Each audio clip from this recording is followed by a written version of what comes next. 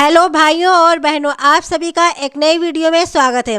दशहरा बीत गया, दिवाली बीत गई और अब 2026 आ गया। आपने भी सोचा होगा कि आपका पैसा कब आएगा। आप हर बार यही सोचते होंगे कि इस बार पक्का घर जरूर बन जाएगा। यही इंतज़ार करते करते महीनों और सालों गुजर गए, लेकिन फिर भी अभी आवास की पहली किस्त तक नहीं आई। इस बार सरकार ने स्पष्ट कर दिया है, जितने आवेदन अभी तक किए गए हैं वो सभी वास्तव में पात्र भी हैं, तो उन लोगों को आवास जरूर मिलना चाहिए। 2026 का बजट आ गया है और सरकार ने 1 करोड़ नहीं बल्कि पूरे 1 लाख करोड़ का बजट निकाला है पीएम आवास योजना के लिए। बजट में इस बार ग्रामीण इलाकों में स्पेशल फंड भी रखा गया।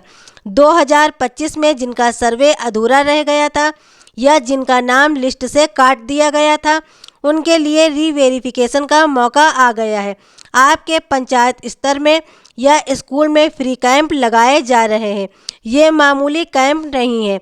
यहाँ आवास मित्र बैठेंगे और खुद जाकर कैंप में चेक करना होगा कि आपका नाम पात्र लिस्ट में है या नहीं, क्योंकि सरकार इस बार सैटेलाइट जांच कर रही है।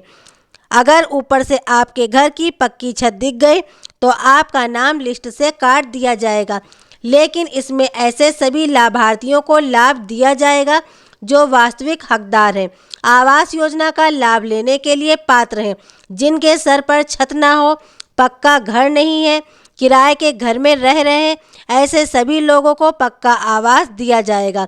सर्वे शुरू कर दिए गए हैं।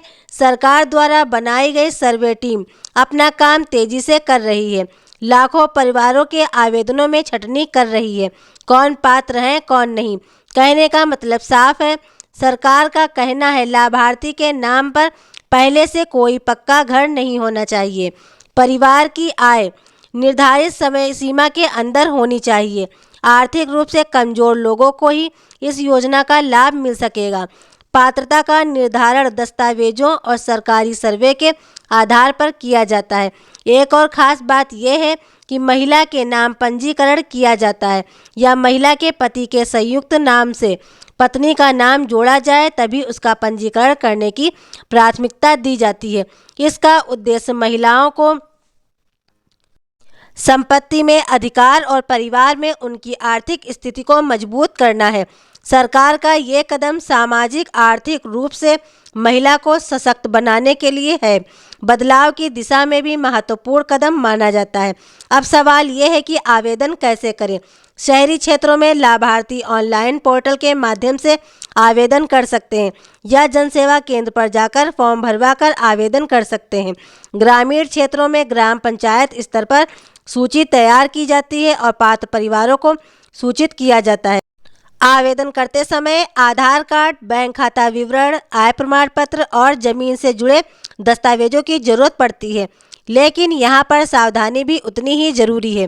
योजना का लाभ लेने के लिए किसी बिचौलिया से सहायता लेने की जरूरत नहीं है, ना ही रिश्वत देने की जरूरत है, क्योंकि ये राशि सरकार सीधे आपके खाते में डीबीटी के माध्यम से ये राशि भेजेगी। प्रधानमंत्री आवास योजना ने लाखों परिवारों की जिंदगी बदल दी है। कई गांवों में अब कच्चे घरों की जगह पक्के मकान नजर आते हैं। शहरों में भी हजारों परिवार किराए के मकान से निकलकर पक्के मकान में पहुंच गए हैं। अपने घर का सपना पूरा होने के साथ आत्मविश्वास और सामाजिक सम्मान भी बढ़ा है। फिर भी चुनौतियां मौजूद हैं। कुछ जगहों पर भूमि विवाद या दस्तावेजों की कमी या तकनीकी अड़चनों की वजह से ये प्रक्रिया धीमी हो जाती है। इसीलिए ज़रूरी है आवेदन से पहले सभी कागजों की अच्छे से जांच कर ली जाए। आपका घर सिर्फ ईंट मोरंग का ढांचा नहीं, बल्कि ये बच्चों के भविष्य के लिए बेहतर नींव होता है। ये उस भरोसे का प्रतीक है कि अब आपको कोई बेघर नहीं कर सकता।